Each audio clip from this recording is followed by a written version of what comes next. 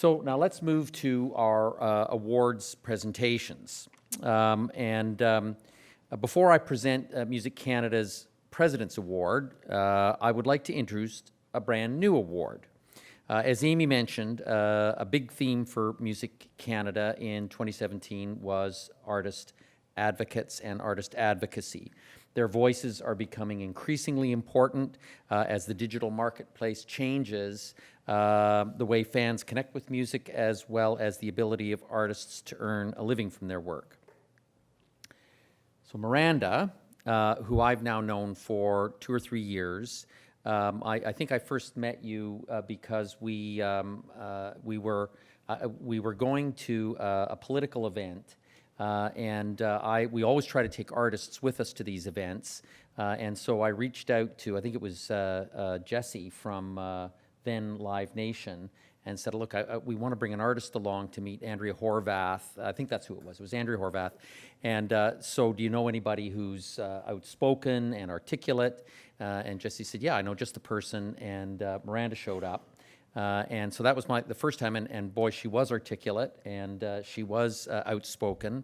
Can I correct you, though, because that's not when we met? Oh. Well, when was it? We were both on the Toronto Music Advisory Council. Oh, yeah, that's right. Made a point about music God, that's cities, right. and I said, excuse me, sir, with all due respect, it doesn't have to be just be a good music city, it has to be a musician-friendly city. Right, that's right. And that's when we met. That's right. Yeah. And I actually incorporated that into everybody's ever heard me speak about music cities. I use that line. Yes. Yeah, with attribution. Where's my royalties? Yeah. So, on top of Miranda's artistic achievements, which this year grew to include a music festival, which you heard a little bit about, she's blazed a trail in artist advocacy. She became the first creator to give a keynote address at the Economic Club of Canada, and I think many of you had a chance to see that, and if you haven't, you can. I think it's on your advocacy page of your website. She's also been very engaged with the government itself, repeatedly writing letters to different departments of the government, including Minister Joly, and recently a couple of letters in support of copyright board reform, which sounds arcane and which sounds like, how could that possibly really affect anybody? But Miranda very quickly understood exactly what it did, and so went out and collected about 100 artists who rely on copyright, and fired in a letter to Navdeep Bains, and then added it on, or took that and added another letter and sent it off to to Justin Trudeau. I built a time machine. Yeah, she built a time machine, so she does that too. Anyway, I'm scratching the surface, and that's always the case with Miranda, which speaks to the depths of your passion and your knowledge and your talent.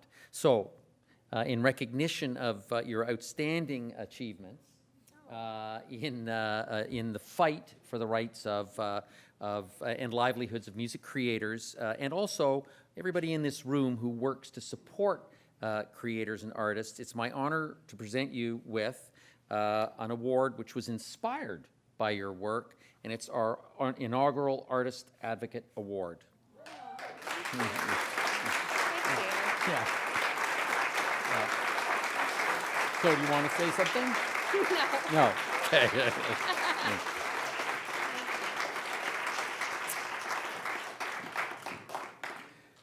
Okay, so now the President's Award. Now, the Music Canada's President Award is traditionally presented to folks who come from a cane. It's heavy. Oh, Butterfingers. It's usually presented to somebody from outside of music who has exhibited an extraordinary commitment to music. And this year, it was clear to us that we should be recognizing the amazing developments and milestones for music in London, Ontario. But to do so, we need to recognize not just one, actually two individuals who have been working to build London as a music city. Now, my first encounter with London was years and years ago when I was asked by Chris Bentley to come down and do work with him on a town hall. They got a name for it called Strike the Right Note, I think. And it was right at the beginning, I think it was before we'd even prepared our Music Cities study, and went down and started to meet some of the great people in London, Ontario, understand some of the problems that London, Ontario had, and how far it's come. So here are some of the firsts for music in London.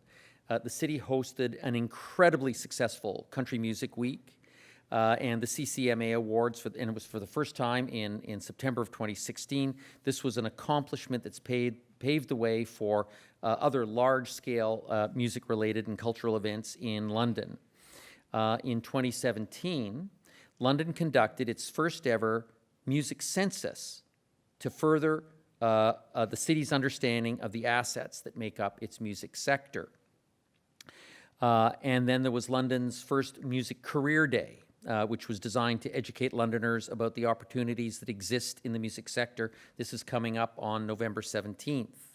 You know, the whole idea of doing music censuses is really important. It's in our, it's one of the best practices that we've collected. And, you know, you'd think everybody would do it, and they just don't do it. I'll just reflect back for a minute on something that Miranda said. You know, this whole, the point I had made was you need to have a music-friendly city. And then Miranda, after I'd finished my little thing, she says, well, actually, you know, it's about, you know, that's great. Music-friendly cities are great, but let's make sure that they're also musician-friendly cities. There's a difference. And, you know, I'll give you one example of this, Austin, Texas. So we were the ones who did that first study, which compared Austin, what was in the secret and sauce down there, and Toronto, and why was the music industry in Austin throwing out $1.8 billion of economic impact compared to Toronto's $700 million, when we're 3 times as big as Austin? What the heck? What's going on? So we did a study. And it was the first ever study that Austin had never even studied themselves when we got to do that.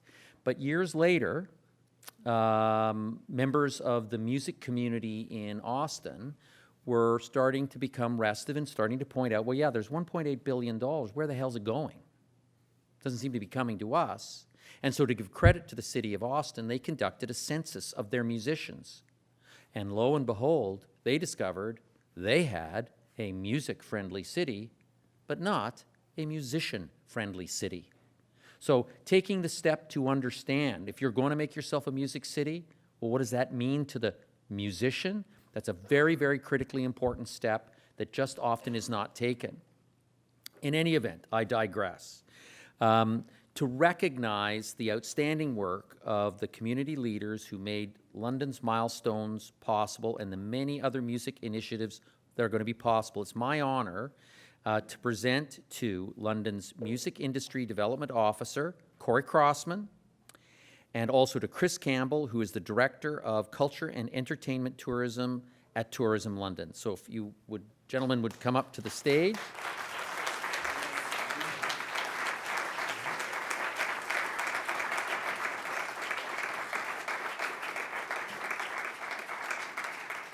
Now, I am going to insist that you gentlemen say something. Cory, there you go. Chris? Thank you. Let me just shake your hands and thank you for everything that you've done for music. Well, you certainly don't get into music for awards and accolades, but I do appreciate it. It's very cool. I think Chris and I both owe Music Canada and everyone who's been a part of Music Canada a huge thank you. My position as Music Industry Development Officer certainly wouldn't exist if it wasn't for your vision with this. But I think you know, there's a lot of people to thank that led to this. You know, I got to thank my wife for all the support to help me get here through all this. You know, it's been a long road. I've come from a background in music, and you know, I've definitely heard the conversation that people have that it's a very tough road, especially as a small business owner. So getting to this point has been very cool. It's been incredible to see the work that's gone into this before I got to this position. And I certainly want to thank Chris for the work that he's been involved with. The London Arts Council has been amazing. The Culture Office at the City of London has been incredible, but also the task force that's helped make this happen. These are people that are in the community that are actually doing this, and they work with us, as well as the London Business and Music Committee. And this stuff wouldn't be possible if it wasn't for their support, their dedication, and as well as City Council. I mean, we're very fortunate to have a city council that believes in this kind of stuff. So yeah, a big thank you. I'm sure I'm forgetting some stuff, but thank you. I'll let Chris speak now.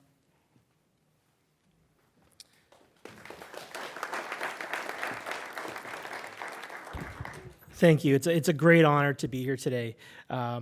Thank you to Music Canada Live, and so many organizations for their continued advocacy and for really paving the way for what Cory and I have been able to do with many other people and to make possible. One of the first stops that I made when I got into my role was in Graham's office. His door was open, seeking advice and counsel. And you've really, it's more than a roadmap. You've allowed us to really create and live the Mastering of a Music City as a document and as a way of life, and it's paid off in dividends in London.